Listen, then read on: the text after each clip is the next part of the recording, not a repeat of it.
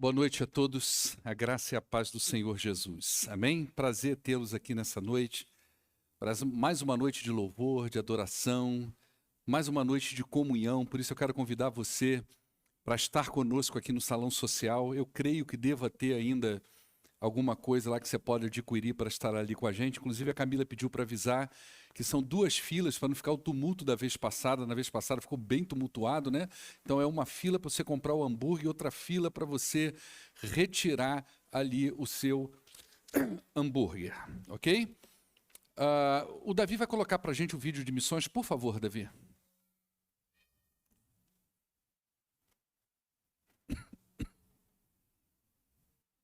Ó Senhor,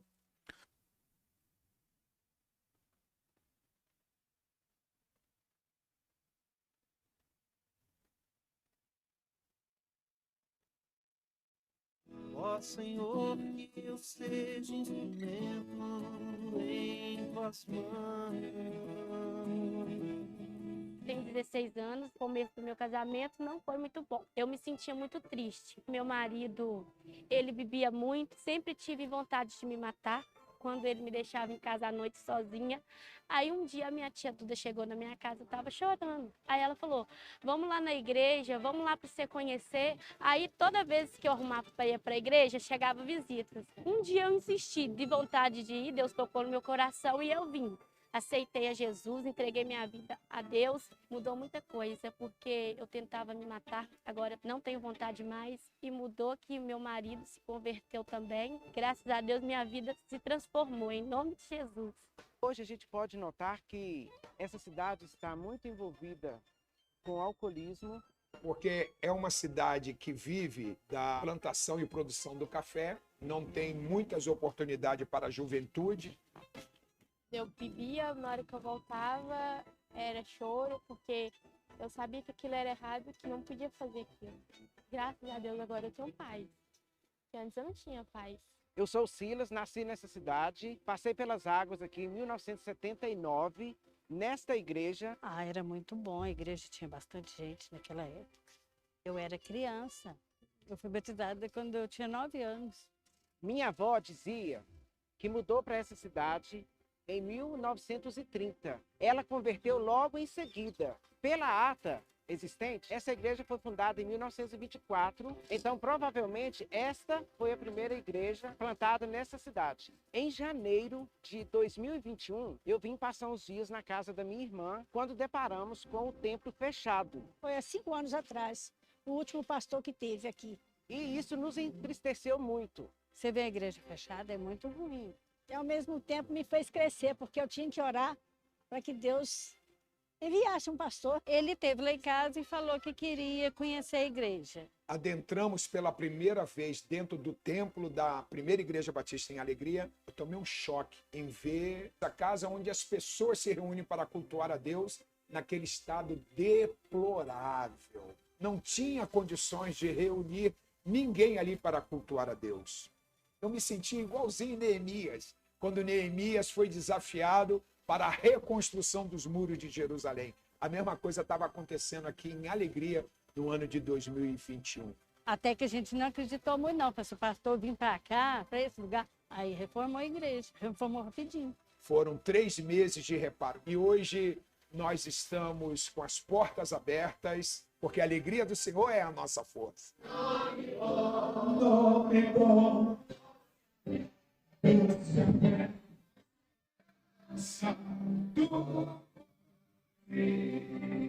Pode aplaudir o Senhor Jesus.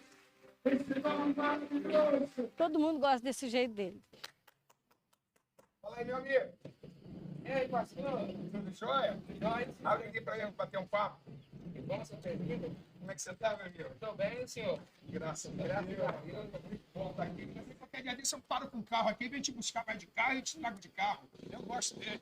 Tchau, pastor. Um abraço. Vai com Deus, hein? Tudo de bom. A linguagem dele é a linguagem do povo mesmo, né? Creio que ele está no lugar certo e Deus mandou na hora certa também. Olha só como que a igreja agora está bonita.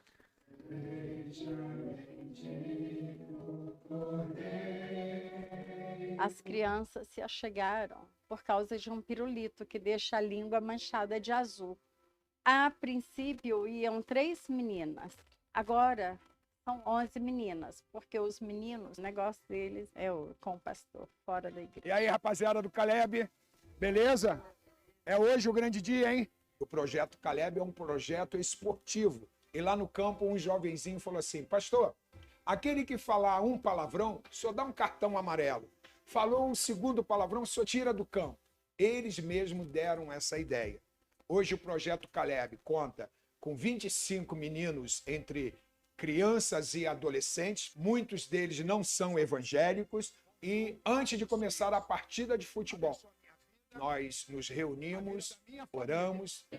Em nome de Jesus, amém. É uma alegria imensa poder participar desse trabalho, pois a obra do Senhor não pode parar.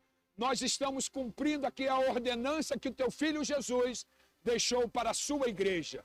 Abençoa Jean e Fernanda. Eu te batizo em o nome do Pai, do Filho e do Espírito Santo. Amém. Quando eu mergulhei nas águas, eu me senti leve. As nossas vidas antes era meio em vão, não tinha a presença de Jesus. Aí a gente decidiu e a gente ficou completo. Gostaria de desafiar você, meu querido irmão, participar desse projeto aqui em Alegria. Vamos juntos transformar a alegria de Simonésia no amor do Senhor Jesus. Para que todos saibam que tu és o Cristo. Maravilha de trabalho, né? Pastor Luiz Fernando ali, de revitalização dessa igreja. Eu quero dizer para você o seguinte: cada hambúrguer desse que você compra, é para aí que vai o seu dinheiro. Não fica absolutamente nada aqui nessa igreja. Cada coisinha que você compra lá nas artesãs, parte daquilo vai para cá, para esse trabalho. A oferta que você faz nesse envelopinho vermelho que tem aí no banco, ele está aí vermelho, né? Não sei se ainda tem alguns aí, para que o tesoureiro identifique que aquele dinheiro não é para ficar na igreja, é para ir para financiar esse e muitos outros trabalhos que vamos apresentar aqui no estado de Minas Gerais. Semana passada a gente falou da cidade de Cristais, hoje de Simonésia da Alegria, semana que vem vai ser uma outra cidade e por aí vai. E o trabalho batista vai avançando não só no estado de Minas Gerais, mas também no Brasil e no mundo todo. Nós temos, cada campanha apresenta o trabalho batista em cada região dessa, ora estadual, nacional e também mundial. Que Deus abençoe a sua vida. Abre a sua Bíblia aí em Efésios capítulo 2. Na semana passada, enquanto você abre aí, deixa eu falar algumas coisas aqui. Algumas coisas introdutórias aqui, antes de chegar na introdução do que nós vamos falar. Nós estamos fazendo aqui a exposição da carta aos Efésios. É uma carta rica, é uma carta muito poderosa. E eu quero encorajar você, se você ainda não assistiu, se você ainda não teve aqui participando de nenhuma dessas noites que nós trabalhamos a carta aos Efésios, você vai lá no YouTube, na página da nossa igreja, no canal da nossa igreja, aproveita e toca lá o sininho, como diz aí o pessoal, né? Se inscreva lá no canal, que toda vez que sair uma mensagem, você vai receber a notificação disso. E vai lá e acompanha, pega lá desde o capítulo 1. Porque vai ajudar você a ter uma visão mais geral, mais integrada do texto que nós estamos trabalhando. Na semana passada, eu falei dos versos 1 até o verso de número 3. Isso pode se constituir um probleminha para nós, porque não é assim que o texto se apresenta para a gente. Ele se apresenta de uma forma inteira. Então, certo seria eu trabalhar com vocês de 1 a 10, mas o tempo fica longo e a gente não consegue aproveitar. Então, hoje pode ser que pareça que a mensagem termine de uma forma um pouquinho cortada, mas isso vai acontecer porque ela estava integrada com a semana passada. Outra coisa que eu falei na semana passada é que nós apresentamos o lado mais difícil da moeda, né? Nós apresentamos o lado ruim, os versos de 1 a 3. E eu até encorajei as pessoas que aqui estavam, falei, olha, volta semana que vem, porque aí você vai receber a parte boa, a parte feliz da coisa. Você vai receber a parte feliz. Tudo que nós vamos falar aqui é bom, não é? Mas vai ter um momento que vai ficar tenso. Vai ter um momento que vai ficar um pouquinho pesado para nós. Eu gostaria muito que você recebesse isso no Espírito do Senhor. Amém? Os versos de 4 a 10 diz assim: Todavia, Deus, que é rico em misericórdia, olha que coisa boa, pelo grande amor com que nos amou, ele nos deu vida com Cristo, quando ainda estávamos mortos em transgressões. Pela graça vocês são salvos. Deus nos ressuscitou com Cristo e com ele nos fez assentar nas regiões celestiais em Cristo Jesus, para mostrar nas eras que hão de vir a incomparável riqueza da sua graça, demonstrada em sua bondade para conosco em Cristo Jesus. Pois vocês são salvos pela graça, por meio da fé. E isto não vem de vocês, é dom de Deus, não por obras, para que ninguém se glorie, porque nós somos criação de Deus, realizada em Cristo Jesus, para fazermos boas obras, as quais Deus preparou antes para nós a praticarmos. Amém? Vamos orar ao nosso Deus.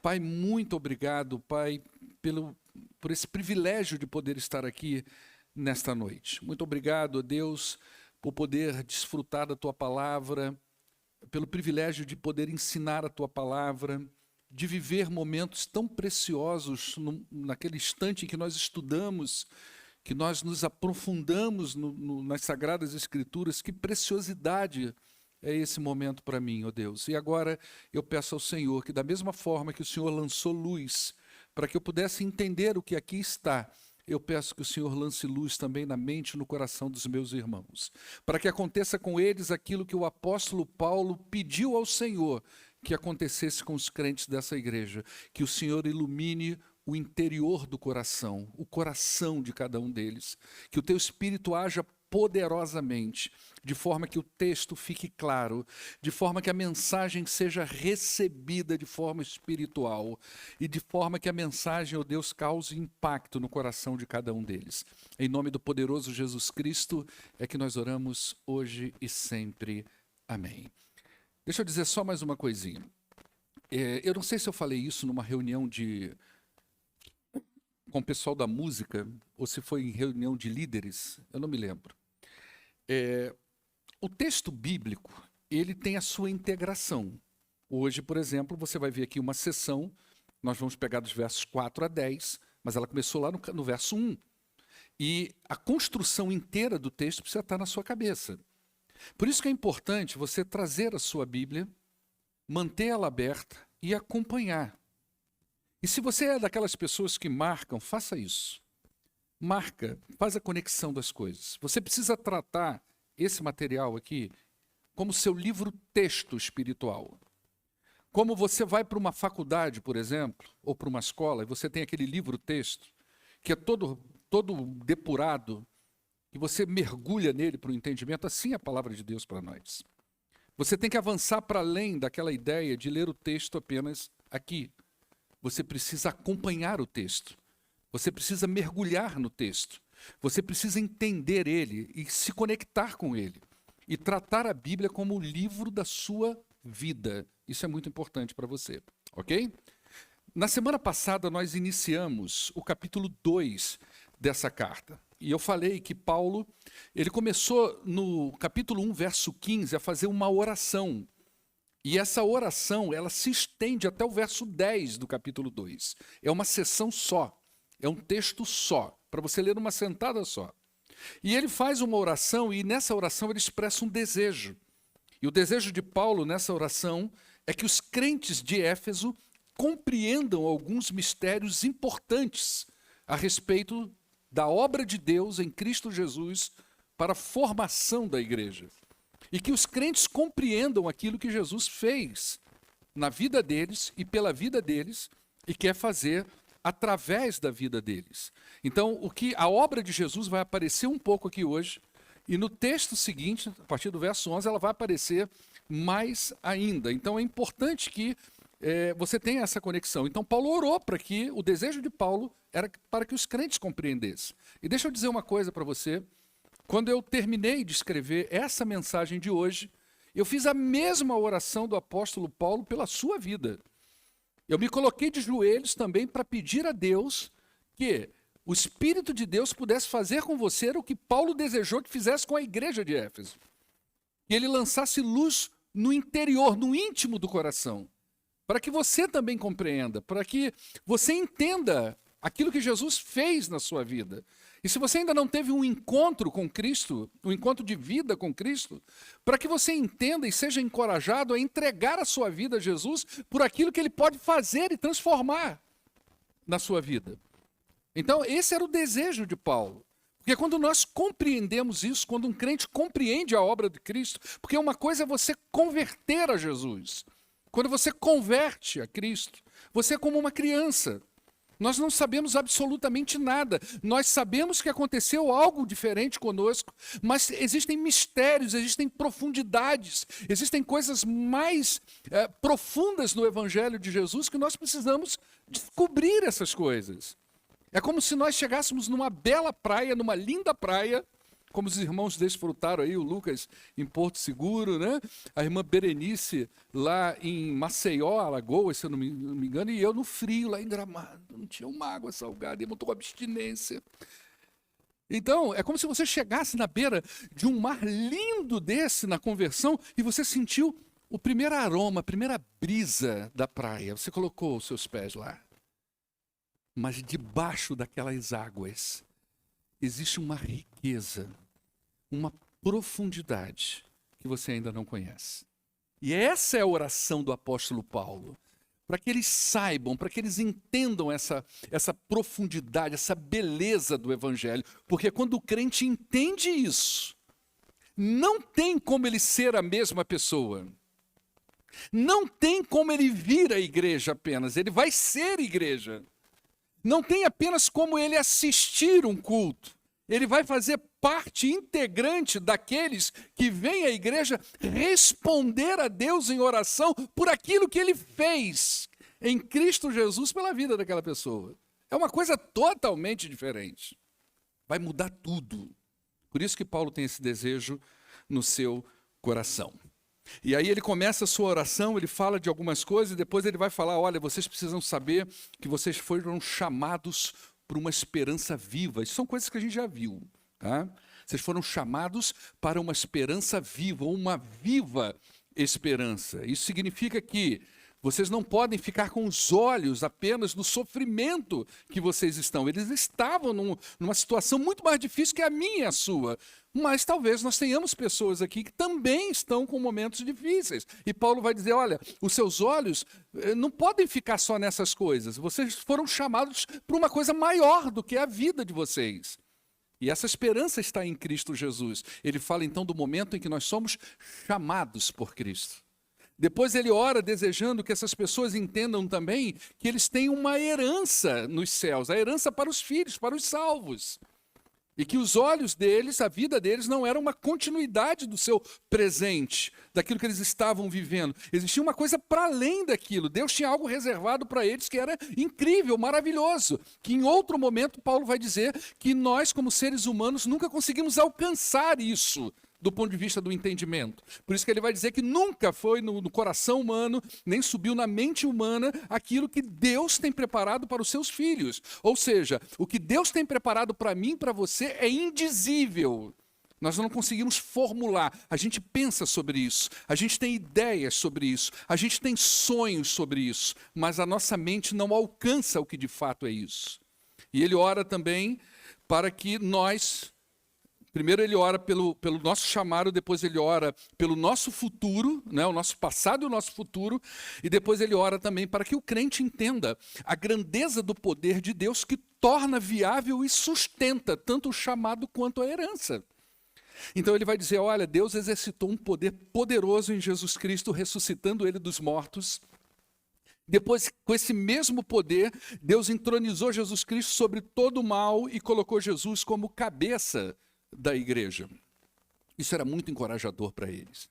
É como se Paulo estivesse dizendo, e a gente vai vendo isso no decorrer da carta, esse mesmo poder que Deus usou em Cristo Jesus é o poder que te chama, é o poder que te sustenta e é o poder que garante que você, em Cristo Jesus, tem uma herança nos céus. No capítulo 2, que nós começamos na semana passada, Paulo continua orando no sentido da compreensão da obra de Deus em Cristo Jesus. Eles precisavam entender mais profundamente. E havia algo que eles precisavam entender ainda mais. Quem eles eram, de onde eles vieram, e o que Deus fez através da vida deles. Então, Paulo vai falar aí dos versos 1 a 3, ele começa falando do deplorável estado da humanidade sem Cristo. A humanidade sem Cristo, segundo Paulo, ela está morta em suas transgressões e pecados, a gente falou disso na semana passada. Ela também está escravizada pelo sistema social corrompido, que ele chama de ordem desse mundo, mas não é só isso que corrompe, que escraviza. O mundo sem Cristo está escravizado pelo próprio Satanás, ele chama de príncipe da potestade do ar, e ele também vai falar que não é só Satanás e não é só a sociedade corrompida que nos escraviza, nós somos escravizados sem Cristo também pelos nossos desejos ruins, premeditados. Então são dois pontos, né? Mortes e transgressões e escravização. O sujeito sem Cristo está morto em seus pecados e transgressões, ele está escravizado, e depois ele encerra no verso 3 dizendo, e além de tudo, esse sujeito também está condenado. Não é isso que ele disse aí? Anteriormente, todos nós também vivíamos entre eles, satisfazendo as vontades da nossa carne, seguindo os desejos e pensamentos como os outros, nós éramos, por natureza, merecedores da ira. São 3 pontos que Paulo falou dos versos de 1 a 13 que nós destacamos. Sem Cristo, você está morto em transgressões e pecados. Sem Cristo, você está escravizado. E sem Cristo, você está condenado.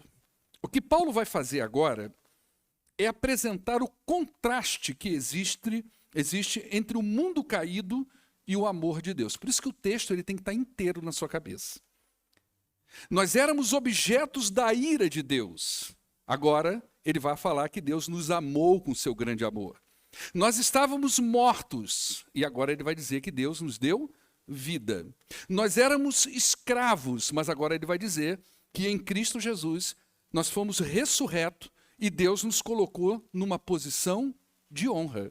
Então são 3 momentos diferentes. Sem Cristo e com Cristo. Os versos de 1 a 10, eles devem se manter unidos na nossa mente para que a gente possa visualizar esse contraste que existe entre uma vida sem Cristo e uma vida em Cristo.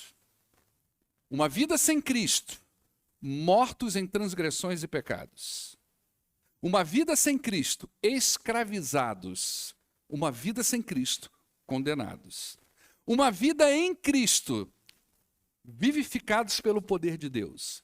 Uma vida em Cristo, ressurretos pelo poder de Deus. Uma vida em Cristo, posição de honra pelo poder de Deus. Entende esse contraste? Vida com Cristo e vida sem Cristo. É isso que Paulo está fazendo aqui. Por isso que os versos de 1 a 10, eles precisam estar estampados inteiramente para você ver o contraste que Paulo está fazendo da pessoa sem Cristo e da pessoa em Cristo. Durante algumas quintas-feiras, nós vimos esse mesmo contraste na carta de 1 João. A Bíblia toda mostra isso para a gente. Um mundo perdido e afundado em trevas, um mundo debaixo da ira de Deus e o grande amor de Deus sendo ofertado em Cristo Jesus. Você vai ver isso de ponta a ponta. É claro que no Antigo Testamento, o nome Jesus não vai estar lá, mas essa ideia vai estar. No Novo Testamento, isso fica mais claro para você. Ele vai nos apresentando um mundo caído, um mundo totalmente nas mãos de Satanás, como diz lá em 1 João, o mundo jaz no maligno. Você sabe onde você encontra a palavra jaz? Você já viu? Aqui, jaz fulano. Você encontra isso aonde? Em cemitério. É como se ele estivesse dizendo, olha, mortos em transgressões e pecados, descansando nas mãos do príncipe da potestade do ar, escravizado pelos seus próprios desejos. Esse é o mundo sem Cristo. Mas, ao mesmo tempo, a gente vê a graciosa mão de Deus, as misericórdias de Deus sendo ofertadas em Cristo Jesus a esse mundo cheio de pecado. Nós vamos dividir esse texto em 2 partes. Nós vamos falar as 2 partes hoje, tá? Primeiro nós vamos falar sobre o que Deus fez em Cristo. Nós vamos falar aí dos versos 4 até o verso de número 6. O que Deus fez em Cristo. E depois a gente vai falar um pouco das razões pelas quais Deus fez o que fez em Cristo Jesus, tá? E é aí que vai começar a ficar pesado para nós, tá bom? Principalmente para os crentes. Amém, crente? Principalmente para os crentes. Para os crentes vai ficar mais pesado. O que é que Deus fez? Olha o verso 4 a 6. Todavia Deus, que é rico em misericórdia, pelo grande amor com que nos amou, Ele nos deu vida juntamente com Cristo. Quando ainda estávamos mortos em transgressões e pecados, pela graça vocês são salvos. Deus nos ressuscitou com Cristo. E com Ele nos fez assentar nos lugares celestiais em Cristo Jesus. Presta atenção, Paulo está escrevendo para uma igreja. Tá certo? Essa carta não foi lida num baile funk. Essa carta não foi lida no palco de um comício político. Essa carta não foi lida dentro de um bar. Essa carta foi lida dentro de uma igreja, para o povo de Deus. A grosso modo, Paulo está fazendo uma declaração aqui. Qual é a declaração de Paulo? Deus nos salvou. Nós estávamos perdidos. Nós estávamos mortos em transgressões e pecados. Nós estávamos escravizados. Nós estávamos condenados. Mas Deus nos salvou. Além do mais, olha que coisa poderosa, para você entender, uma coisa que eu queria muito que você entendesse hoje aqui, é o fator distintivo da igreja do mundo. Que a questão não é só vir à igreja, tem mais coisas aí. Além do mais, a palavra que Paulo usa para falar que Deus nos salvou, o verbo que Paulo usa para falar para a igreja de Éfeso sobre a ação salvadora de Deus, ela está numa forma verbal que traz a ideia de uma ação que foi realizada num tempo passado, mas permanece para sempre. Ele te salvou, é o que Paulo está dizendo. Mas ele não tirou você só do lamaçal. Ele não tirou você só do pecado. Ele salvou você para que você permaneça salvo até o dia que ele encontrar contigo. Ele salvou você para te manter seguro até o dia que você se encontrar com ele. A ação é muito poderosa. O que Jesus fez, o que Deus fez em Cristo Jesus pela vida de uma pessoa é algo muito poderoso. É só quando você entende isso, primeiro, o lugar onde você estava. Por isso que os 3 primeiros versículos, Paulo vai mostrar o estado deplorável do ser humano sem Cristo. Os versos 1, 2 e 3. Para que você entenda isso. Se você não entender isso, você não vai compreender a grandeza do poder de Deus. Isso foi um problema que houve, por exemplo, com os fariseus. Os fariseus foram um grupo político, social, religioso, que surgiu 200 anos aproximadamente antes de Cristo, como uma resposta a um momento da vida dos judeus em que a lei estava perdendo espaço entre o povo, em que as coisas de Deus estavam perdendo espaço entre o povo. Então eles vieram como uma resposta. Bom, peraí, a gente não pode perder a nossa identidade. Vamos trazer de volta as escrituras, vamos trazer a lei de Moisés, vamos trazer a Torá, vamos trazer os profetas, vamos debulhar nisso e vamos ensinar isso ao povo. Coisa boa. Mas depois eles viraram legalistas. E eles perderam completamente a sua referência espiritual. E dentre esse povo que começou com uma coisa muito boa, não é? Eles passaram a não entender o que Jesus de fato veio fazer. Então Jesus chegou para eles em um determinado momento e falou assim, olha gente, presta atenção numa coisa, eu vim para os doentes e não para quem acha que não tem doença. Eu vim para quem entende onde estava e não para quem acha que é salvo. Eu vim para quem reconhece na sua vida a podridão e a perdição da sua alma, não para quem acha que já está tudo certo. Para esse ele nem vai entender por que eu vim. Olha como que a coisa é bem profunda e bem pesada, não é? Então, ele vem para trazer isso, não é? Você está salvo e vai permanecer salvo, e uma vez salvo, você vai estar seguro em Cristo Jesus. E para mostrar com mais força e mais clareza o que Deus fez por nós, Paulo vai usar 3 frases aí nesse texto. E essas 3 frases que Paulo vai usar, vai ligar a ação poderosa de Deus em nós, ele vai nos ligar a Cristo Jesus. Ele vai mostrar para a gente que tudo que Deus fez só é possível por causa de Cristo Jesus e em Cristo Jesus e através de Cristo Jesus. É por isso que eu digo que Jesus é a pessoa mais importante da sua vida. Jesus é a pessoa que você não pode deixar de conhecer nunca. Jesus é a pessoa que você não pode deixar de ter intimidade com ele nunca. Jesus é a pessoa que você tem que nutrir, desenvolver e firmar com ele um elo profundo, porque ele é a pessoa mais importante da sua vida. Primeira coisa que ele vai falar está aí no verso 5. Ele nos deu vida juntamente com quem? Com Cristo. Ele nos deu vida com Cristo. Algumas traduções, às vezes eu falo uma tradução para você diferente, porque essa tradução eu trago mais para ler. Mas para estudar eu trabalho com outras. Tá? Eu não trabalho com texto bíblico, talvez igual você lê. O texto bíblico fica, para mim, todo desmontado. Cheio de número, de código, de isso e daquilo. Ele fica todo desmontado assim na minha frente. A gente pega a frase, bate nela, puff, ela desmonta toda. E a gente vai catando aqueles caquinhos, tentando montar o quebra-cabeça para tentar entender esse negócio aqui. Né? Então ele vai dizer assim, olha, ele nos deu vida juntamente com Cristo. Tudo é com Cristo. Sem Cristo não tem vida. Por isso que João vai dizer, quem tem o Filho tem a vida. Quem não tem, não tem a vida. Tudo só é possível com Cristo. Não há ressurreição sem Cristo, não há libertação sem Cristo, e não há essa ideia de nos tirar debaixo da ira de Deus sem Cristo. Ninguém sai sozinho desse lugar, você vai entender por que isso. Lembra lá do verso 1? Vocês estavam mortos em suas transgressões e pecados. O estado do homem sem Cristo torna ele incapaz de se salvar. Quem não tem vida em si mesmo não tem condições de gerar vida. Imagina você sentado com um defunto.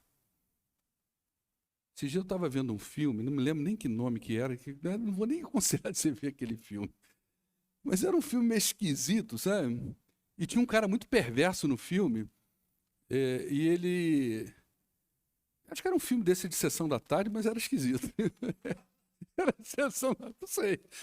E o cara lá, o vilão do filme, tinha um cara morto do lado dele sentado, e os caras iam passando, e ele disse, se você não respeitar, vai ficar igual meu amigo aqui, ó. Você já imaginou você sentado com um defunto, tentando fazer com que ele gere vida em si mesmo? Não vai rolar. Paulo vai dizer, vocês estavam mortos em suas transgressões e pecados, impossibilitados, incapazes de sair dessa condição, incapazes de ter vida em si mesmo. Mas Deus, ele nos deu vida em Cristo Jesus. Isso nos faz lembrar daquelas palavras de Jesus, quando ele diz assim, aquele que crê em mim, ainda que esteja morto, vai acontecer o que com ele? Ele vai viver. Olha que o sujeito está vivo, mas se ele crê em Jesus, ele vive. Como é que é isso? Porque ele está morto espiritualmente. Esse é o estado dele. Ele não tem como sair desse lugar, ele não tem como sair dessa vida. Ele precisa que alguém vá lá e faça uma coisa por ele. E só Jesus pode fazer isso. A gente viu isso na semana passada, que Satanás usa, eu mostrei para vocês as palavras que Paulo usa para atribuir a ação e o poder de Deus, ele usa para falar de Satanás. A mesma força sobre-humana que Deus usou em Jesus Cristo para ressuscitá-lo dos mortos, para botar Jesus assentado acima de todo o mal e fazê-lo cabeça da igreja, o mesmo empenho de força natural, a gente não pode, sobrenatural, desculpa, a gente não pode falar que é a mesma força, porque o poder de Deus é infinitamente maior, não tem nada a ver, mas o que Paulo está querendo mostrar ali nos versos que a gente viu na semana passada, é que Satanás empenha uma força muito poderosa para escravizar as pessoas, de forma que ela não consegue sair de qualquer jeito. Então ele vai dizer assim, vocês estavam nessa condição de morto, de escravo, e Deus deu a vocês vida em Cristo Jesus. Ele nos deu o poder de viver, e de viver eternamente em Cristo. O pecado nos condena à morte eterna, mas em Cristo nós temos vida eterna. Essa é a primeira frase que Paulo vai dizer para enfatizar o poder de Deus. Ele nos deu vida em Cristo Jesus. Depois ele vai aí no verso de número 6, vai falar assim, ele nos ressuscitou também com Cristo. Ressuscitar nos coloca novamente no cenário da vida. A morte, ela é humilhante. Quando a gente vai falar em teologia sobre a morte de Jesus, a gente fala do estado de humilhação de Jesus. Aquilo foi humilhante. A morte é humilhante, é deplorável. Você está aí todo bonito, todo saudável e de repente você é só uma podridão. É estranho demais. Você passa uma vida toda de beleza, bonito, saudável, e de repente você finaliza num caixão. Isso é humilhante, isso é deplorável. Mas a ressurreição é gloriosa. É um outro estado, é o estado de exaltação de Jesus. Aquele momento em que os discípulos encontram com ele, ele aparece naquele cenáculo e fica todo mundo olhando, é ele, mas é ele diferente. É ele no estado de glória, é ele exaltado, é ele no estado da ressurreição, é ele diferente. Aí Tomé diz assim, olha, peraí, mas será que é ele mesmo? É só eu. As mulheres tentam tocar e dizem, olha, não toque em mim não, que ainda falta alguma coisa, ainda não fui glorificado e tal, tem isso, mas é ele. Totalmente diferente, porque a ressurreição, ela é gloriosa. Você imagina aquela cena daqueles dois homens olhando para o céu e Jesus sendo assunto aos céus na sua forma gloriosa. A ressurreição é diferente. Depois aí no verso 6, na parte B, ele diz, olha, primeiro no verso 5, que ele nos deu vida juntamente com Cristo. São 3 frases que Paulo está mostrando a ação de Deus. Ele nos deu vida em Jesus Cristo, ele nos ressuscitou com Cristo, tudo atrelado a Cristo. Sem Cristo, no reves. Understand? Sem Cristo não tem. É isso que ele está falando. Tudo é com Cristo, é juntamente com Cristo. E agora ele vai dizer aí na parte B do verso 6, ele nos fez assentar nos lugares celestiais com Cristo. Ele não tinha dito lá, acho que foi nos versos de 1 a 14, né, que Deus colocou, que Jesus está nesses lugares celestiais. Depois na oração ele vai falar da mesma coisa, que Jesus está nesses lugares celestiais, acima de todo o mal. E Deus exerceu esse poder para colocá-lo acima de todo o mal. Agora ele está dizendo, olha, ele também coloca você lá sentado. Você era escravo. Nós estávamos mortos em pecados e transgressões. Ele nos deu vida. Nós estávamos escravizados pelo pecado que reina no mundo. Ele nos ressuscitou. Nós estávamos condenados. Ele nos fez assentar em lugares de honra. Olha que coisa. Você talvez não entenda, nós, não é você, eu e você, né?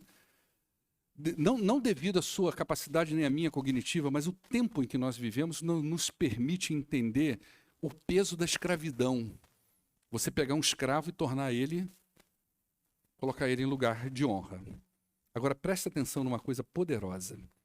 Dar vida, ressuscitar e fazer assentar em lugares celestiais, isso são 3 eventos relacionados, são 3 coisas, são 3 referências a 3 eventos históricos relacionados à obra redentiva de Jesus Cristo.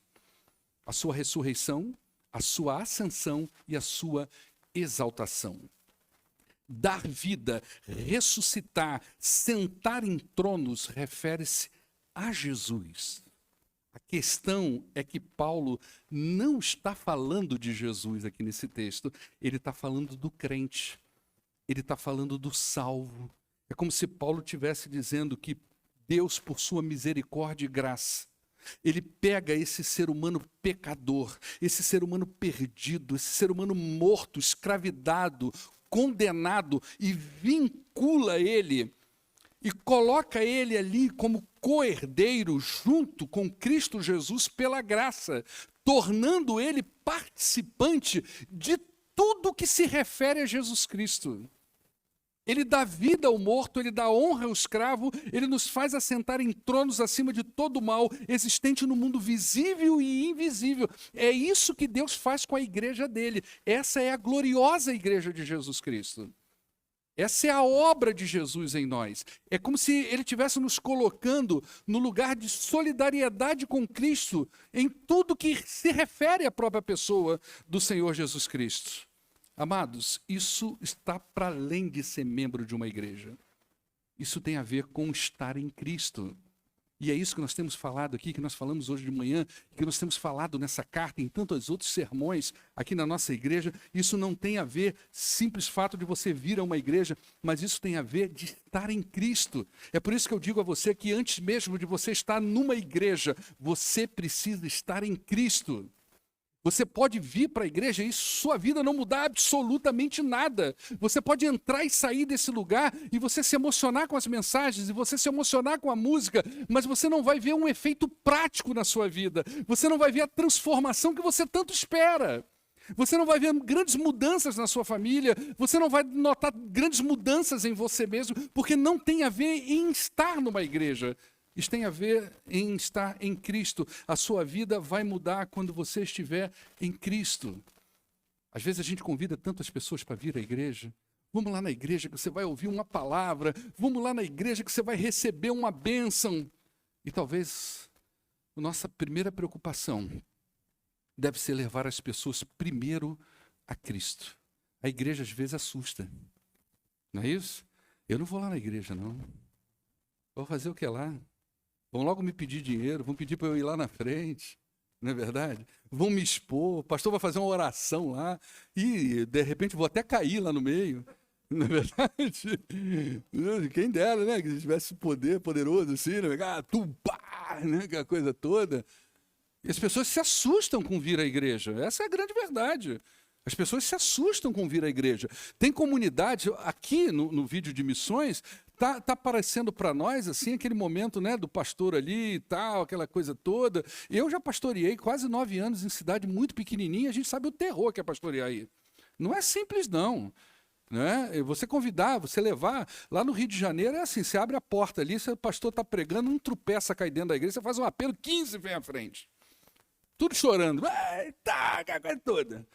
Numa cidade como aquela ali, você levar uma pessoa à igreja, você pode glorificar de pé, irmão. Pode soltar foguetório. Se ela aceitar Jesus, então pronto, jejum uma semana para agradecer ao Senhor por aquela bênção. É diferente, não é? E talvez então a gente tenha que chamar as pessoas para estar em Cristo. Você precisa entender isso. O que muda a sua vida não é estar na igreja. O que muda a sua vida é estar em Cristo. E é isso que você precisa entender. E é justamente essa solidariedade com Cristo, presta atenção nisso, que distingue a igreja de Cristo do mundo.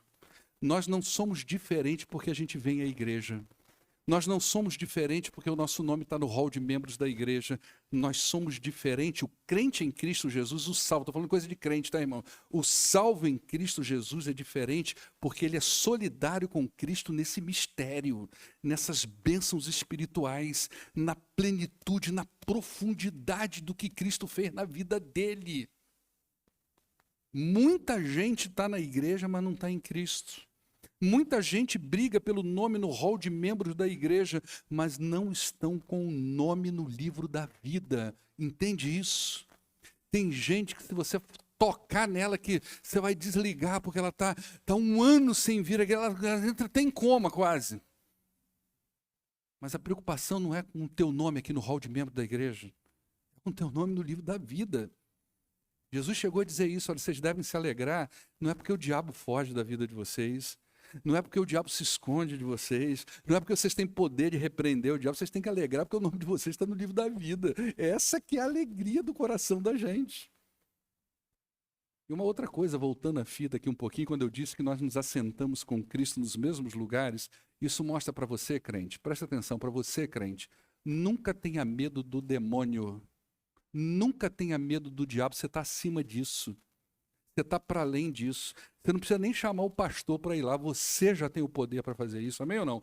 Você já pode fazer isso, porque Cristo já te colocou nesse lugar. Porque o crente, ele fica muitas vezes igual já viu aquela cena de um cavalo feroz com uma cordinha amarrada num mini púlpito desse aqui? Ele não sabe se ele só balançar a cabeça cai tudo, mas ele fica ali escravo daquela prisão. Jesus te colocou em lugares muito maior do que isso. Estar em Cristo muda tudo. Nós estávamos mortos, mas nós fomos feitos vivos espirituais. Éramos escravos, agora estamos entronizados. Isso é coisa de crente, irmão. Presta atenção nisso. Isso é coisa de crente. É isso que Paulo queria que os crentes daquela igreja entendessem. O que Jesus fez pela vida deles. Porque isso ia mudar tudo. Eles iam entender que não é só a conversão, não é só levantar a mão para Jesus, não é só passar pelo batistério, não é só ter o nome no hall de membros. Eles precisavam conhecer mais profundamente isso. E quando a gente entra em contato com isso, muda tudo. Por que Deus fez isso? Quais são as razões de Deus? Por que Deus trabalhou dessa forma? Aí que vem a parte pesada para nós. Se você achou que tinha alguma coisa pesada, vai ficar pior agora. Presta atenção, Paulo usa 4 palavras para descrever as razões de Deus. A primeira delas está no verso 4. ele é rico em misericórdia. Ele não nos deu o que nossas transgressões e pecados mereciam. Não é isso que fala lá no verso 1? Vocês estavam mortos em transgressões e pecados. Então, a única coisa que nós merecíamos era a justa justiça de Deus derramada em ira de Deus sobre nós. Ele não nos deu. Isso é misericórdia. Tá certo? Se você nunca ouviu a distinção de graça e misericórdia, você vai ouvir agora. Misericórdia é quando você não dá o que merece. Tá certo? Seu filho repetiu de ano. Chegou no final do ano, ele chega em casa com aquela carinha de cachorro pidão, com as tal, e você arranca o cinto e fala, eu vou esfolar esse moleque. Mas você não faz. Você não deu a ele o que ele merecia, vamos dizer assim. A gente não pode nem usar esses exemplos hoje, daqui a pouco o conceito tutelar entra, é verdade? Tem que ser uma coisa um pouquinho diferente. Mas eu sou da década de 80, era assim que funcionava, tá certo? Então era assim que funcionava. Você não deu o que a pessoa merecia. A graça é diferente. Você disse para o teu filho o seguinte, eu não vou te dar uma bicicleta, que era a bicicleta que a gente ganhava, tá? Mas você acaba dando. Então a graça dá a você o que você não merece. E a misericórdia é a forma negativa da graça. Ela não dá, ela subtrai, negativa no sentido de subtrair aquilo que você merecia. Deus é grande em misericórdia, disse Paulo. E por essa razão ele não puniu as transgressões e pecados como deveria para a vida daquele que entregou o seu coração a Cristo Jesus. Depois ele vai dizer aí na parte B do verso 4, que o grande amor de Deus com que nos amou, foi uma outra razão pela qual Deus fez o que fez. Em lugar de ira, Deus tratou o pecador arrependido com amor. Ele poderia derramar a sua ira, mas ele amou. Não é isso que João 3,16 diz? Deus amou o mundo de tal maneira que enviou seu filho para que, olha a condição, todo aquele que crê não pereça, mas tenha vida eterna. Ou seja, existe uma condição, não é uma coisa universalista, não é para todo mundo, não é uma coisa assim, não é. Você precisa entregar a sua vida a Cristo, você precisa entregar o seu coração a Jesus, você precisa converter a Cristo Jesus. Então, em lugar da ira, ele tratou o pecador arrependido com amor. Depois aí no capítulo 7, na parte B, ele vai falar da incomparável riqueza da graça dele. Em sua graça, ele nos dá o que nós não merecíamos. E ele nos liga a Cristo e aos seus méritos. Você imagina isso? Uma vez, há muito tempo atrás, eu estava num churrasco lá do seminário e eu era o organizador do churrasco. Todo dia 15 de novembro, a minha turma fazia churrasco na casa de uma irmã da educação religiosa lá em Niterói. A gente ia para lá e tal, fazia aquela churrascada e eu era o organizador do churrasco. Uma vez chamamos um professor de grego para falar lá para a gente. Acho que foi o segundo, eu tive 2 professores de grego, um era americano e esse era brasileiro mesmo. Nós chamamos brasileiro, porque imagina um americano ensinar grego para a gente, né? É um troço meio esquisito, né? Eu já não falo português direito, vai ensinar grego, mas ensinava bem. Walter era o nome dele, mas a gente chamou esse outro professor que era da região mesmo, né? Inclusive, era da mesma igreja lá do Quarel. Então, e ele estava falando uma coisa incrível sobre Jesus. Ele falou, você já parou para pensar o que aconteceu na obra de Jesus? Jesus colocou na nossa conta aquilo que nós não tínhamos. Perdão. Ele colocou os méritos de Cristo na conta da gente. Imagina um dia você acordou, abriu sua conta bancária e tem milhões e milhões e milhões e milhões. Você sabia que tinha uma dívida maior do que, infinitamente grande, maior do que o que você poderia pagar, mas de repente você abre a sua conta bancária e vê que você tem, além de pagar, você sobrepuja nisso. Por isso que a Bíblia diz que onde houve pecado, superabundou a graça. Então na sua conta tinha muito mais do que o que você devia. E colocou na conta de Cristo aquilo que não era devido a ele, os nossos pecados. Olha que coisa. E ele disse uma coisa que eu nunca tinha ouvido. Você já percebeu que Cristo levou uma coisa que ele não tinha? Um corpo. Ele levou com ele. Ele foi visto pelas pessoas. Ele foi identificado no seu estado pós-ressurreição. Ele não era daquele jeito. Mas ele passou a ser daquele jeito por amor a nós. Mas isso aí é papo para outro momento, certo? Então ele fala da incomparável riqueza da sua graça. No verso 7, na parte C, ele fala de outra coisa que Deus fez. Ele foi demonstrada na sua bondade para conosco em Cristo Jesus. É a bondade de Deus sendo demonstrada ao mundo. Então veja bem, misericórdia, amor, graça e bondade foram virtudes que Deus derramou em Cristo sobre um mundo morto, escravizado e condenado. Agora olha o verso 7. Vamos voltar no que Deus fez. Um mundo escravizado, condenado e morto, ele derramou bondade, amor, misericórdia e graça. Olha o verso 7. Nós estamos falando das razões de Deus. Ele fez isso para mostrar nas eras que hão de vir a incomparável riqueza da sua graça, demonstrada em sua bondade para conosco em Cristo Jesus. O que isso quer dizer? Não tem a ver só com a gente. Não tem a ver só conosco, é muito maior. É sobre o eterno. Nós não somos o centro da coisa. Isso é sobre Deus, é sobre o Criador, é sobre o sustentador, é sobre o Salvador, é sobre o próprio Deus demonstrando o seu amor, a sua sabedoria, a sua graça, o seu poder a toda a criação. O que Deus fez pela sua vida, o que Deus fez pela igreja, é para ser demonstrado para toda a criação, em todos os tempos, em todas as eras. O grande amor de Deus, a grande sabedoria de Deus, a grande misericórdia de Deus e o grande poder dele de restaurar todas as coisas. Eu e você não somos o centro. Tudo tem a ver com ele. A igreja é o testemunho da multiforme graça de Deus exercida sobre a criação que foi quebrada pelo pecado. É o poder restaurador de Deus sendo anunciado nos 4 cantos da existência. Tanto nos lugares materiais, visíveis, quanto naqueles lugares que eu e você não temos conhecimento, que ele vai chamar aqui desses lugares celestiais, onde os nossos olhos não alcançam. Mas aonde há inteligência, aonde há coisas animadas e inanimadas, a grande obra de Deus é anunciado por aquilo que ele fez com a igreja. Por aquilo que ele fez na vida das pessoas. Observa agora o verso 8. Ele vai mostrar mais uma razão para completar o verso 7. É um desenvolvimento de pensamento. Pois vocês são salvos pela graça, por meio da fé. Isso não vem de vocês, é dom de Deus. Tem que vir dele, porque a glória é dele.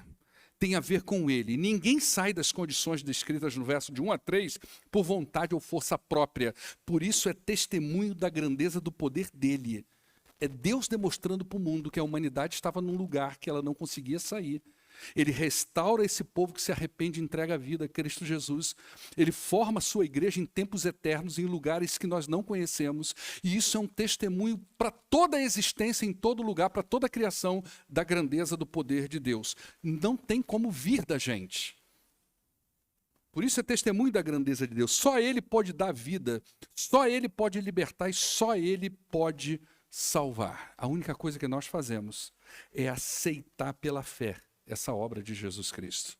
Não há mais nada o que fazer. No verso 9, ele completa dizendo assim: não é por obras para que ninguém se glorie. A glória é toda dele. Você sabe o que são obras?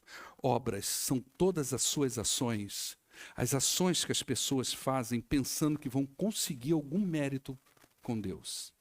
O nome disso são obras.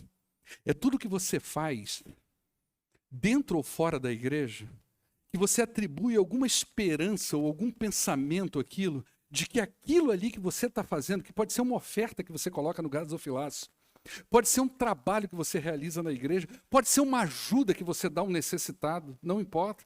Mas é tudo que você faz com aquela ideia assim: se eu fizer isso, eu vou minimizar a ira de Deus sobre a minha vida. Se eu fizer isso, eu vou me tornar mais amigo de Deus. Se eu fizer isso, talvez Deus não fique tão aborrecido comigo. Se eu fizer isso, não tem como eu não ir para o céu. Essa é a ideia das obras. Mas isso não tem a ver com a gente. Imagine você chegando no céu e as pessoas te recebendo com placas e dizendo para você que você fez por merecer chegar a esse lugar. Isso nunca vai acontecer. Isso nunca vai acontecer com ninguém. Tudo no céu aponta para a obra de Cristo. Não tem nenhuma placa comemorativa lá, nem para mim, nem para você. Eu posso dar meu sangue aqui nesse púlpito, não tem placa comemorativa no céu com o meu nome. Tudo no céu tem a ver com ele, tudo no céu é para ele, tudo no céu glorifica a grandeza do poder dele, por isso que não pode ser pelas suas obras, é pela graça dele, é dom dele, é ele que dá, não você e nem eu. Porque não tem a ver com a gente, o céu não tem a ver com a gente, tem a ver com ele. Quando nós chegarmos lá, quem vai ser glorificado não é você nem eu, é ele. Por isso que não é sobre nós, é sobre ele. Tudo no céu celebra a obra de Deus, o amor de Deus, a graça de Deus e as misericórdias de Deus. Nunca venha, presta atenção que eu vou te dizer uma coisa pesada agora. Igual eu falei hoje de manhã, vou te dizer um negócio pesado. Vou te dizer uma coisa pesada agora. Nunca venha para a igreja para receber coisas. Não tem nada para você aqui além de Jesus Cristo. Nada. Só tem Jesus Cristo aqui para você, mais nada. E ele talvez tenha misericórdia de você. Venha para a igreja como resposta ao que ele fez por você. Para adorar o Salvador. E talvez ele, por bondade e misericórdia, estenda a mão para a sua vida e para a sua família. Nós só temos Cristo a oferecer aqui. Mais nada. Só Cristo, ressurreto, Salvador. Eu não te prometo nada além de Cristo Jesus. Absolutamente mais nada. Então venha para cá para adorar a Ele. Venha para cá como uma resposta, como uma reação, viu, crente? Vem para cá como uma reação daquilo que Ele fez por você. Se você entender o que Ele fez por você, você nunca mais vai vir à igreja, você vai ser igreja, é diferente. Se você entender o que ele fez para você, você nunca mais vai se sentir desorientado aqui nesse lugar, você vai fazer parte desse lugar, é diferente. Porque você entendeu a obra dele. Você vai ver o que nós vamos falar na semana que vem, quando ele pega dois povos praticamente, totalmente antagônicos um ao outro, e faz um povo só, uma unidade só, uma família só. É uma obra incrível que Deus fez em Jesus Cristo. Eu quero concluir isso aqui hoje com o verso 10. O verso 9 diz que não é pelas obras. Agora olha o verso 10, que é o texto da nossa conclusão. Paulo fecha o verso 10 com uma declaração importante para a igreja, porque nós somos criação de Deus, realizada em Cristo Jesus, para fazermos as boas obras, as quais Deus preparou de antemão para que nós praticássemos ela. Você sabe o que Paulo está dizendo? Nada que você faz com a intenção de minimizar a ira de Deus vai funcionar. Se você quiser fazer alguma coisa, faça como resposta ao que ele fez por você. Porque é isso que ele fez com a vida do crente. Ele preparou esse sujeito para fazer as boas obras. O amor, a generosidade, o serviço cristão, a comunhão, a amizade, tudo que é relacionado à piedade da vida cristã, Deus preparou o salvo para realizar essas coisas. Você sabe qual que é sabe aquele texto, de Atos 1:8? Coloca para nós aí, Davi, Atos 1:8. Deixa eu te falar sobre Atos 1:8. Vocês receberão poder quando o Espírito Santo descer sobre vocês. Tá certo? Isso já aconteceu. Amém ou não? Para os crentes já aconteceu. Tá? Está vendo aquela palavra poder ali? O que está ali atrás é uma palavra grega chamada dunamis. A palavra grega que está ali é dunamis. Você conhece alguma palavra em português que possa se alinhar com a palavra dunamis? Dinamite, dínamo. Sabe o que Paulo está dizendo ali? Que quando o Espírito Santo vem sobre a vida de uma pessoa, aquilo explode dentro dele. Você não tem como ser a mesma pessoa. Não tem. Aquilo explode dentro da pessoa. O Espírito de Deus é poder em movimento, que nos movimenta na direção da obra de Deus, para essas boas obras às quais Ele nos preparou em Cristo Jesus. Nós não somos salvos pelas obras, mas para as obras, segundo esse texto. Aquele que entende o que Paulo falou até aqui, desde o verso 15, servirá o Senhor por gratidão e por reconhecimento. O mundo pode ver o amor e a graça e a sabedoria de Deus olhando para a igreja. Você já imaginou a importância dos crentes conhecer o que é uma igreja? Você imagina que a igreja, ela testemunha para toda a criação do poder de Deus. Isso não exclui os nossos vizinhos, as pessoas que lidam com a gente. Olha a responsabilidade do crente da igreja. As pessoas vão olhar para a igreja e falar, nossa, o que Deus fez? O que Deus pode fazer na vida de uma pessoa? Um salvo, ele diz ao mundo sobre o amor de Deus, a graça de Deus e a sabedoria de Deus. Ele fala isso de boca fechada, simplesmente adorando ao Senhor, servindo ao Senhor e sendo igreja. Ele não precisa falar uma palavra de evangelismo, ele precisa ser igreja. Se ele for igreja, ele vai testemunhar para o mundo inteiro o poder de Deus, a grandeza de Deus e a sabedoria de Deus. Então, quando você é testemunha de Cristo, quando você é generoso, você é benevolente, você vive a vida cristã como ela deve ser vivida, você está anunciando para o mundo as grandezas de Deus. Você está dizendo ao mundo que Deus transformou você. Você é outra pessoa. Deus recalchuta a gente. Deus transforma pessoas. Pegou a visão, crente? Você entendeu a coisa? É isso aí que o Espírito de Deus precisa iluminar a sua vida e o seu coração. Faz essa oração ao Senhor. Baixe sua cabeça agora. Talvez agora você possa fazer essa oração ao Senhor. Talvez agora você possa dizer ao Senhor, Senhor, eu me converti há tanto tempo. Parece que essas coisas que o pastor falou não tem muito a ver comigo. Mas hoje eu entendi, eu quero entender. Eu queria tanto que o Espírito de Deus avivasse o meu coração, porque o avivamento, ele parte do entendimento dessas coisas. Avivamento não é um barulho, avivamento não é bater palma, não é pular. Avivamento começa aqui, no entendimento da obra de Cristo na vida da pessoa. Então você pode orar agora ao Senhor, Senhor, me dá um entendimento disso. Me dá entendimento do Evangelho, me dá entendimento da obra de Jesus. Eu quero mudança de vida. Não tem a ver com conversão. Eu não estou te chamando, crente, para conversão. Eu estou te chamando para mergulhar mais fundo. Eu estou te chamando para mergulhar mais profundo. Para você experimentar isso aqui. E você nunca mais ser a mesma pessoa. Ele salvou você. Você estava morto em transgressões e pecados. Você estava escravizado. Você estava condenado. Mas com Cristo, Ele vivificou você. Ele libertou você, Ele ressuscitou você. E Ele fez você assentar em lugares de honra. Pai, muito obrigado por esta noite. Eu peço ao Senhor, em nome de Jesus, que o Teu Espírito aplique no coração dos crentes que aqui estão isso que nós falamos aqui nesta noite. Que haja entendimento, conhecimento do que o Senhor fez. E que, ó Deus, pela misericórdia do Senhor, possamos reagir à Tua palavra. Possamos reagir ao estímulo que vem da Tua palavra para nós. Se há alguma pessoa aqui dentro, ó Deus, que ainda não teve um encontro de vida com o Senhor, eu peço em nome de Jesus, que haja quebrantamento, que haja contrição, que haja salvação em Cristo Jesus.